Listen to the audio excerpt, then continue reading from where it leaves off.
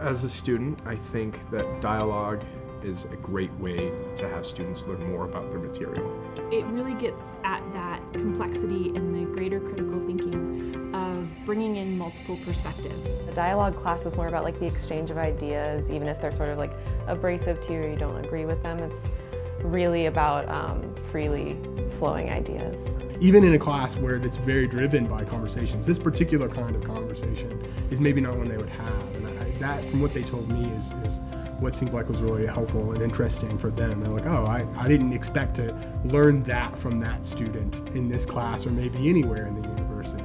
To actually be valued and be in a space where you're expected to not only have an opinion but then tie it into the material is really unique and quite wonderful, because I think it actually prepares you for the real world. How does this thing that I'm reading connects to my own existence? And in that way, we learn about them differently.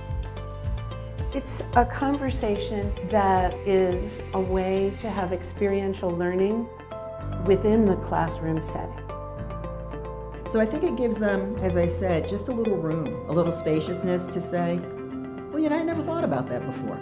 And it's also something very different. And students are always looking for new and different. I think it doesn't help me to keep hearing the same things that I already know or that I already believe. I would like to hear other ideas that maybe I really disagree with or that I just don't know about, so that way I could keep learning and then build off of my own opinions based on that. You know, it's about what your experiences have to contribute as opposed to how much do you know on any certain topic, how much of a specialist are you. So that in and of itself makes for a much better conversation.